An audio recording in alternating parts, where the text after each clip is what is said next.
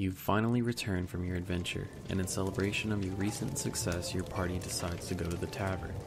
You enter into this bustling establishment named the Drunken Rooster, and find an open table for you to sit at. A beautiful waitress begins to make her way towards your direction.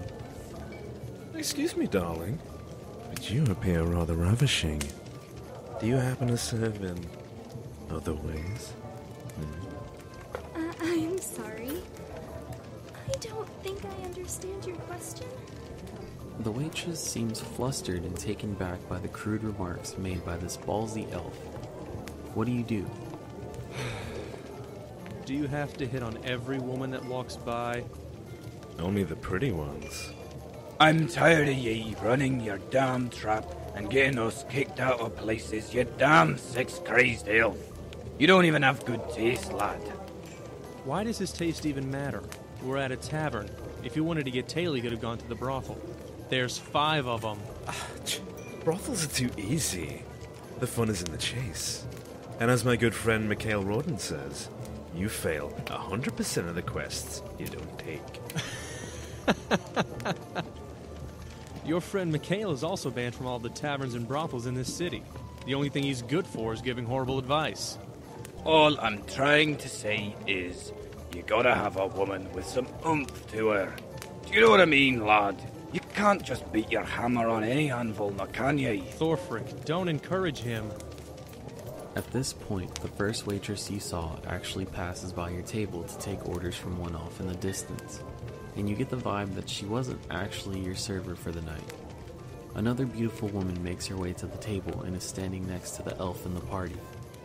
My queen, you smell of lavender, and the world's finest gems don't compare to the beauty of your eyes. My name is Amar. What is yours? Why have the gods cursed me with a friend like Amar?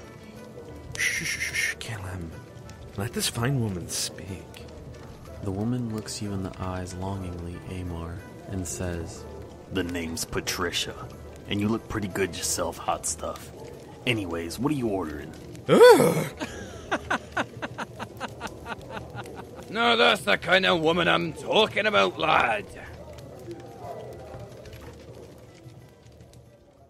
Hello everyone, Ryan here, and on this episode of the podcast we're going to be talking about getting into character and role-playing.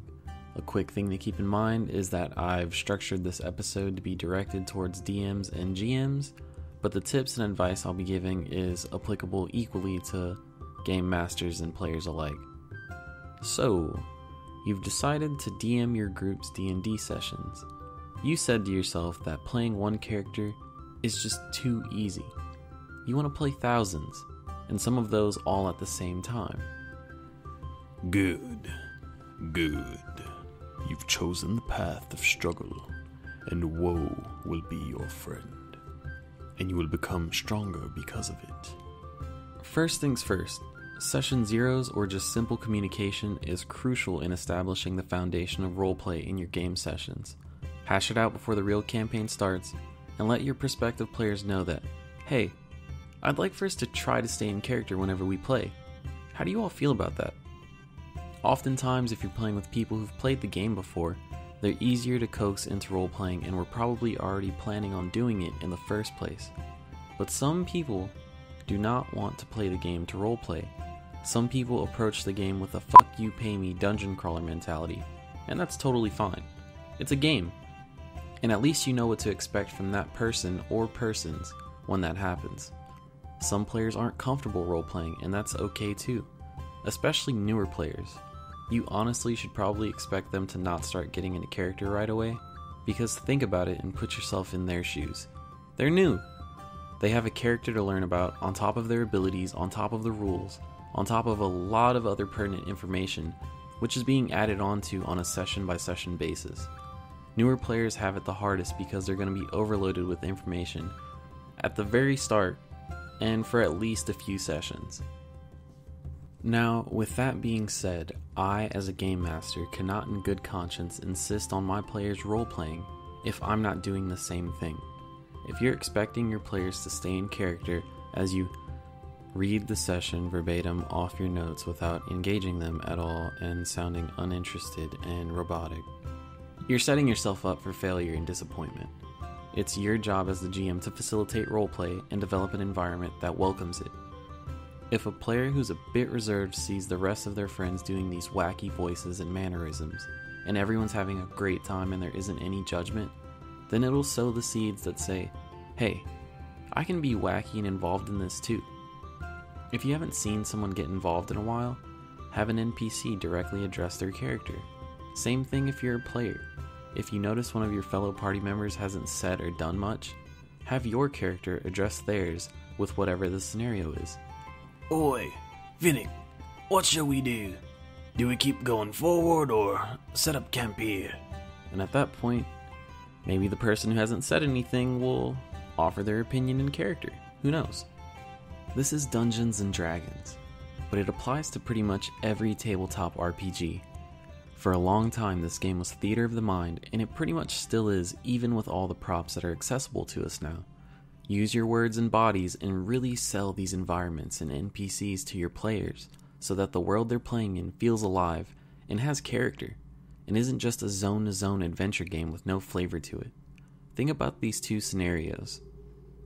Scenario 1. I want to find a shop that sells poison. Okay, cool. You find a shop. Awesome. I'd like to buy a poison. The shopkeep takes 10 gold from you and hands you a bottle of poison, and you go on your merry way. Or, scenario 2. I'd like to find a shop that sells poisons. You meander around and see a small shop tucked into the back of an alley. As you walk in, you see a man with suspicious eyes and a covered face attending to the various things in the store. A second later, your nose hairs are singed with the strong but pleasant scent of incense. Excuse me, sir, but do you happen to sell any poisons?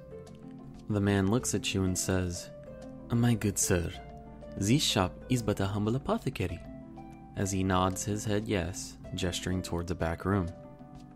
The shopkeeper looks around, and deciding that the coast is clear, he looks you in the eyes and says, So, what are you looking for? I'm looking for a basic poison. Then you are looking in the right place, my friend.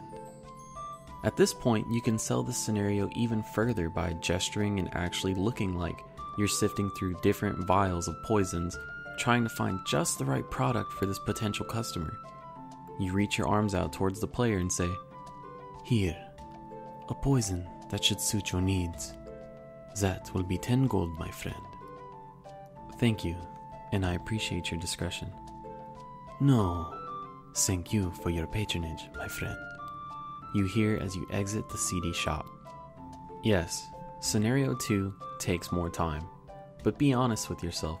Which one were you more interested in listening to? Things that are of good quality take time, and more often than not, people care about quality more than anything else. Everyone at that table is investing hours of their time to play a part in your story. The least you can do is try to give them good, memorable stories from their adventures in your world. My friends and I have so many different stories from the different campaigns we've played in, and it's always a good time sharing those stories months or even years later. Memories are memories, so why not make good ones? Giving your NPCs different personalities also just makes it easier for everyone when navigating a conversation in-game, especially if you have multiple NPCs talking to your players at the same time. When your character actually has a personality, it makes it easy to remember who said what and when they said it. A couple tips for this is to maybe have an NPC and their name written, and under that name you have a couple of main points for their personality, like dwarf, angry, really loves ale, and then you can work with that from that point forward and actually flesh out that NPC should they become more relevant to your party than you thought they would. Another way to get your players invested in their characters is to ask them to write a backstory for that character. When someone invests their time into something, they tend to develop some kind of bond with whatever that thing is. They don't need to come up with a 10-page story for their character, but a paragraph or two just to lay down the bare bones of who and what their character is sufficient. The meat can be added on as the campaign goes. If you aren't feeling creative enough to come up with a personality, then in true D&D fashion, feel free to roll for it. There are tons of tables online and even in the player's handbook itself that have ideals, bonds, flaws, and a ton of other things that help you develop your character's personality, or at least spark an idea of what kind of character you may want to play. There's also a few different tricks you as the DM can do to help you and your players roleplay.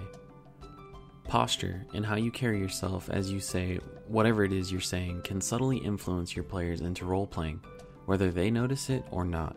If I look you in the eyes with proper posture, and carry myself with an air of authority as I'm voicing the NPC of some kind of royalty, you might notice that the player you're addressing is beginning to straighten out their own posture and trying to carry themselves with an equal air of authority. People tend to mimic the energy that's being displayed to them.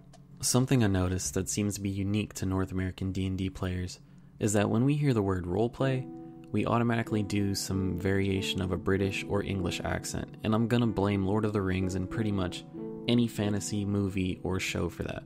But roleplay is all about embodying the personality traits of your character. And while it may be fun to voice the old wizard of the castle, or a giant with a strong gravitational pull to strong ale, it isn't necessary to be a good role player. I have a player in my game who talks in his normal voice, but embodies his character fully, whether he's trying to get you to play a game of dice or let him tell you your fortune with his tarot cards. Here's a story about the same player as an example. Early on in the game, he hustled a scam artist out of an item called the Rock of Discernment. Long story short, it's just a normal round polished rock, and he knows that. But a few sessions later, he's interrogating someone that isn't talking, and what do you know? He pulls out the Rock of Discernment and bashes it over the NPC's head trying to discern the truth. It's clever things like that that make for good roleplay. Just remember as a player, try to embody who your character's supposed to be to the fullest of your ability, and that's enough. Most of us aren't theater performers or actors or voice actors, and that's totally fine. For roleplaying, you don't have to dress up in an outfit, and you don't need to do a voice. But with that being said, if you do want to do voices, just look around and find some kind of inspiration. Maybe you want to play a character that has an intelligence below 8, and so they speak slower and enunciate words differently as to sound more intelligent. Or maybe you could voice someone who is kind of nerdy and a bit more nasally, and maybe they do something equally nerdy like ornithology, because that's kind of cool. Birds are cool, I guess. Or maybe you could play someone with a lisp that doesn't take an accent at all, and you can just do that with your normal voice. Or perhaps you can play the big bad, and the party's made the fatal mistake of walking into his lair. Or you could play someone that has a stutter and make it sound actually hard to talk. Or maybe you're playing that fast talker that's always looking for his next victim to sell a Rock of Discernment to, when it's really just a normal rock. Or perhaps you're playing a high elf who's constantly looking down his nose at those of inferior blood. Ugh, filthy. No, don't touch me. I don't want coronavirus, you filthy creature. Anyways, that's just a few different voices or accents or mannerisms to consider if you want to do the whole voices thing. I hope that inspired someone, maybe gave you an idea for how you want to approach a different character. But thank you for listening. I hope this episode was helpful for all players and GMs, old and new. If you like this episode, please follow this podcast and share it with your friends or family who may be interested in hearing it as well. If you want to support the podcast, you definitely can. Just use the link in the description and it's pretty straightforward from there. Once again, thank you for listening. I hope you enjoyed, and I hope you're here for the next one. And a big thank you to the voice actors EurasianRob, Nicolettedown, JoshP, and MrCharles for voicing the characters in the skit at the beginning of the episode and really bringing everything to life. Thanks.